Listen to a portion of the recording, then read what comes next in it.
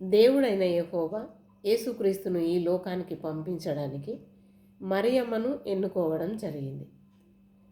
మరియమ్మ ద్వారా యేసుక్రీస్తు ఈ లోకానికి రావడం, పరిచర్య చేయడం, మరి అనేక విషయాలు మనకు బోధించడం, చనిపోవడము, తిరిగి లేవడము, ఆరోహణమైపోవడము, ఇవన్నీ మనకు తెలిసిన విషయాలే కదా.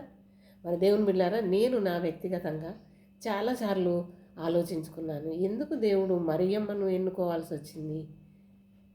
అప్పటి కాలంలో లేక యెరూషలేము చుట్టుప్రక్కన పరిసర ప్రాంతాలు, పట్టణాలలో ఇలా ఇంకా ఎందరో కన్యకలు ఉండిండొచ్చు కదా. మరి అలాంటప్పుడు ప్రదానం చేయబడిన మరియమ్మను దేవుడు ఎందుకు ఎన్నుకోవాలి అని చాలాసార్లు నేను ప్రశ్నించుకున్నాను.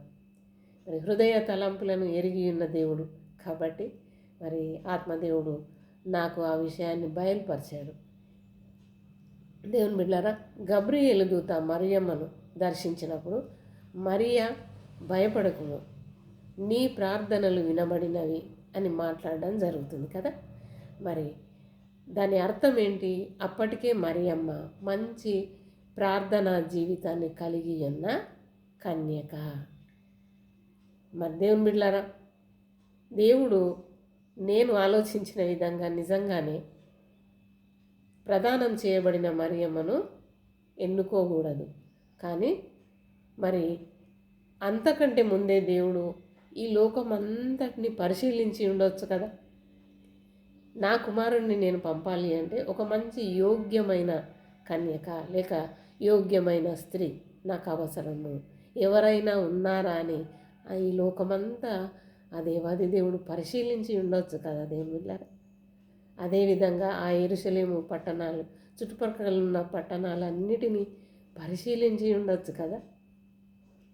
మరి ఎక్కడ కూడా ఆయన దృష్టికి యోగ్యమైన కన్యక కనబడకపోయి ఉండొచ్చు. అందుకే మరియమ్మను దేవుడు ఎన్నుకొని ఉండవచ్చు. కాబట్టి దేవుని బిడ్డలారా, మరియమ్మతోనే యేసుక్రీస్తుతోనే దేవుని పనులు ఇంకా ఆగిపోలేదు. దేవుని బిడ్డలారా, ఇంకా ఉన్నాయి. మరి వాటన్నిటిలో ఇంకా పని చేసే వాళ్ళు కావాలి అంటే అందుకు మరియ ఉన్న విధంగా నీవు ప్రార్థనా జీవితాన్ని కలిగి ఉన్నావా? మరియమ్మలో ఉన్న భయభక్తులు నీలో ఉన్నాయా? మరియమ్మలో ఉన్న మంచి పరిశుద్ధాత్మ శక్తి నీలో ఉందా? దేవుని బిడ్డలారా, అలా ఉండే కృపలో దేవుడు నిన్ను నడిపించాలి. అలా దేవుని కొరకు వాడబడే పాత్రగా నీవు ఉండాలి. అట్టి కృపలో దేవుడు నిన్ను, నన్ను, మనందరినీ నడిపించునుగాక. ఆమేన్, ఆమేన్, ఆమేన్.